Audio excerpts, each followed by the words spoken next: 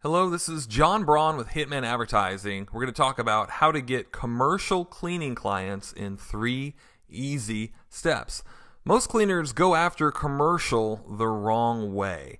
They randomly show up at a commercial account and they honestly become a pest. But what you want to be is a welcomed guest. So I'm going to show you my system of marketing for commercial cleaning where commercial prospects actually call you. Or if you decide to visit them, they already know you. Now, a little bit of a disclaimer before we go any further. This does take some work. This is not just a system of buying a mailing list and simply mailing postcards and sitting back and collecting all of the checks from your commercial.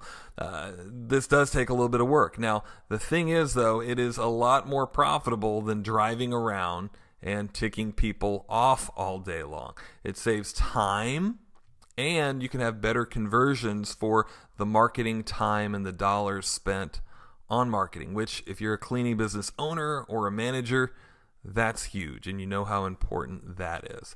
So here we go. Without further ado, step 1. The very first thing that you need to do is you need to gather your ideal prospect list. And what I mean by that is really handpick who the best people are that you want to go after for commercial accounts. Don't just take anything, but pick these people by hand. So the first question is, what are some of the best commercial accounts to go after? And this is not an all-inclusive list, but it's the ones that I've seen. And generally, law firms, doctors' offices, private schools are great. Large industry commercial offices and other type of office facilities, churches, government contracts, all of these can be really, really lucrative and more often than not, a really good account.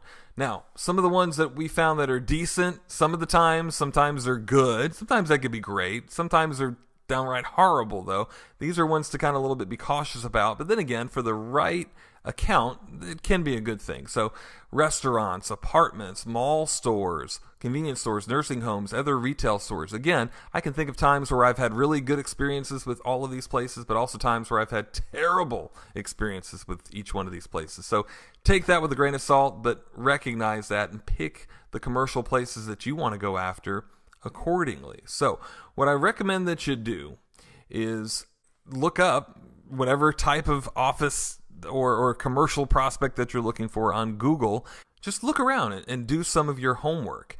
That's really going to be the best way to compile that list. Physically figure out who they are and actually make that list. Now, you can purchase a list. That's really kind of a second best option. But I do exercise caution on that because you still need to go through and find out who the person is in charge of actually hiring a cleaning company, because the person that they tell you who is in charge by the list that you bought, if there is one, isn't necessarily, in fact, hardly ever really the person. So you still have to do some homework there, but you can just as easily compile the list by going to Google, manually putting that list together. Then at that point, too, you're really having a hand on who you're going after and who you're really marketing to. And if you're going to do this type of a process, that's what you want to do. You really want to know who it is that you're marketing after. So regardless of how you compile that list, either manually by Google or by purchasing the list, what you want to do is you want to call each and every one of these places and actually ask them who is the person in charge of hiring a cleaning company. And a lot of the times they're just going to flat out tell you. If they're very conversational, maybe even ask for the email address as well. Tell them that you just want to send them some information. Don't ask to talk to them at that point. That's really the last thing that you want to do then, unless they happen to say something like, well, wow, we were trying to hire a cleaning company just this week. Well, then, of course, by that standard, that's fine. But for the most part, you don't want to actually talk to that person. You just want to find out who he or she is and potentially, maybe, if it seems fitting, get their email address. And then what you want to do is you want to create an Excel spreadsheet and put who that person is. And if you happen to get their email address, put that on the Excel spreadsheet. Now you've got a list of some of the best commercial accounts that you want to try to woo and go after. So that's step 1. Step 2 is getting their attention. So I'm going to show you one top way that we have used to get attention at commercial accounts. The best thing that I found is to first and foremost, this is just one idea, by the way. There's several different things that we use, but this is just one idea, where we actually send them a golden envelope, and on the other side, a handwritten address. But we send them a golden envelope, and inside of that envelope, we send them a golden letter. Sometimes it's actually printed on gold or fluorescent yellow type paper, and it says, here's your golden ticket to have the cleanest offices or carpets or whatever type of cleaning that you do in your city. We outline an offer of sorts. In this case, we're giving away $100 or $50 worth of free cleaning. We give them some benefits of why they should use us over other cleaning companies, and also benefits of how we can help them meet their needs. And what are commercial prospects looking for? They're looking to look good to either their boss, or they're looking to look good to their clients or their patients. So we're telling them some of the benefits that they're going to get about them looking good and how they're going to reduce stress, and their whole office is going to look great, and their boss is going to love them, their patients and their clients are going to love them. And we also give some testimonials. This is normally a 2, sometimes a 3-page letter, just filled with that type of thing, a good headline and a good offer comprised inside of a letter. And then we also include some type of a leave behind inside of that mailer too. In this case, it's a golden ticket, and good for $50 or $100 of cleaning.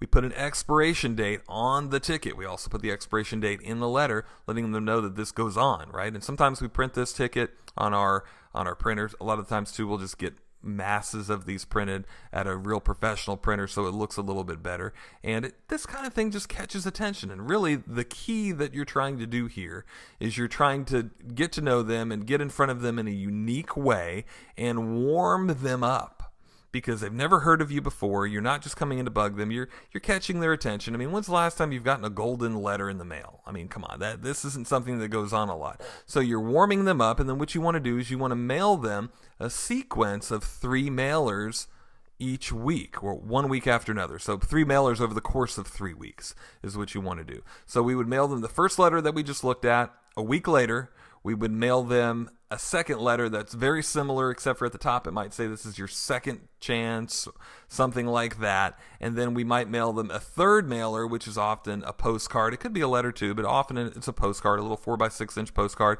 with one more last-ditch effort that kind of goes along with the original theme and everything else that we've talked about. And it says, don't forget to redeem your golden ticket. Don't miss this golden opportunity, etc., etc. So, and again, this is just one example, but what you want to do is mail them 3 times over the course of 3 weeks, once per week.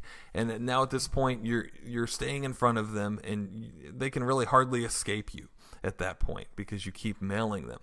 Now, you also, if you got their email address, you want to set up ads on Facebook and Google Adwords for remarketing to those people. If you have their email address, you can actually set up ads where you're staying in front of them all over their computer. So that's really, really neat too, to where you're having ads on Facebook similar to this, and Facebook and Google similar to these 2 type of ads where they're being followed by you, and your logo is following them, and your message is following them everywhere that they go. Maybe possibly email them once, maybe twice during that time period, but don't email them a lot. You don't want to spam them. That's really not, you don't want to tick them off. Remember, that's kind of one of the main goals too. Possibly email them, and really avoid cold calling them yet until that first 3 weeks is over. Now, after that, we're going to talk about what to do then, but avoid calling them yet or going to see them yet. Let that whole 3 weeks go through, and almost even get the assumption that they are going to call you, because that's really what you need to almost say in the letter, like, hey, we haven't heard from you yet. This is your last chance to redeem the special offer that we gave you, but avoid cold calling them. Why? Well, because it can kind of devalue your service. If you're just calling them and stopping by yet, it can potentially, depending on how you do it, it can be done tastefully, and cold calling is definitely something that some cleaners do correctly, so please don't misunderstand me that it can't be done correctly, because it can be. And if you do it the wrong way, it could devalue your service. So the goal is to just really stay in front of them and become top of mind, really. And then after the whole 3 weeks go by, then at that point, go ahead and call them or visit your prospects. See, at this point, they're warmed up. And you want to only do this after your 3-letter sequence, after the 3 weeks goes by. And the thing is, too, when you go to visit them at that point, you might be able to get their email address then. And after that, set them up. If you get their business card or flat out ask for their email address, a lot of times it will be on their business card. Then you can go through and you can set up the Facebook sequence and the Google AdWords sequence. Now, when you go in, don't just show in empty-handed. Don't just show in saying, hey, I want stuff, but go in with a gift bag. And maybe with one of your company stickers on the front, a little gift bag with a couple of, we'd like to give away Oreo cookies or Famous Amos prepackaged cookies, maybe possibly a brochure, a magnet, a card, maybe even another one of the golden ticket offers if you've got that inside of there. But stop by and just give them something and let them know that you're here to, just say hi and you wanted to drop off a gift. And again, at this point, you're not really even necessarily there to sell them yet. You're there to remind them about that offer, maybe even give them another copy of that letter, but you're not there to necessarily bug them if they don't want to be bugged and they don't want to talk to you about it. You're there to just get in front of them in a different way than the letters have been. So it's a very non-confrontational type of marketing. So you do want to make mention that you're there to give what the offer was for and ask them if they'd like to go ahead and get that offer for $100 or whatever amount of square feet, their type of cleaning that you wanted to give them. But you're not there, again, to really bug them. And if they're acting like no, not yet, to say, okay, well, keep us in mind for when you do need us. So then what you want to do, if you obviously book the appointment, do the cleaning that you've set up in the offer, but if they don't want cleaning yet, the thing that you need to do is repeat this whole process again of mailing them a letter, step 1, step 2, and step 3 of a different type campaign. And over the course of 3 weeks, at that point, maybe you have their email address so you can do the Facebook ads and the Google AdWords ads. So repeat that again, and now you're staying in front of them even more. I don't necessarily recommend that you start the process right away, but maybe wait a few weeks and then start the process over again. And that's called flight advertising, by the way. When you advertise a lot and you stop for a certain amount of period and then you start again and then you stop, surprisingly, that type of advertising can really, really get top of mind awareness. And that's really what you're trying to do in a very small niche of the particular commercial type prospects that you're going after. So repeat this and that whole process again until you win them over. Send them that sequence and then go visit or call them. Then the other thing that you want to do too is you want to put them on your client mailing list. If you do, and hopefully you do, right? Have a mailing list where you're sending out educational postcards or newsletters to your clients. Put them on that list, assuming that they're already a client. And you're mailing them just like you're mailing all the rest of your clients. And at this point now, keep in mind what you're doing is you're mailing them these newsletters or these postcards, educating them. You're stopping by every few weeks or a month or two. You're mailing them a sequence. And the cost to you, the cost for these mailers, guys, is you're going to spend $1.50 every couple of months, right? It's not expensive. A little bit of time, again, with putting all this stuff together, but not expensive. And then a few cents for the postcards, that type of thing, and the postage for that. But the thing is, you're right at the top of their mind. I mean, if you're doing this every couple of months, 6 months goes by and a year goes by, how could they forget you? They can't. They will remember you, and you will be top of mind. But you have to follow the sequence. You can't give up. And then you can win the commercial prospects that you want. All of the templates that you've seen in this video are available. They're actually as part of my coaching club or as part of the commercial marketing course where everything is included. We actually have video training on how to do this, webinar training where we have webinars that we're going to be talking about here in the coming months and weeks on how to get commercial prospects, brochures provided for you, postcards that you've seen here and lots more, show-stopping sales letters provided for you, and of course the client newsletters. Plus you get help in getting all of this done. So for details on that, go to hitmanadvertising.com/coaching. We're coming up to a great time of year for commercial marketing. The winter, it's a good time. Everybody's thinking about redoing their budget and hiring new companies. Now's the time to do it, guys. Go after it. And if you're slower anyway because of January, when that comes around, that's an even better time to go after commercial prospects. And that's one of the big things we're going to be talking about doing in the coaching club here in the coming weeks. So happy marketing and build your cleaning business.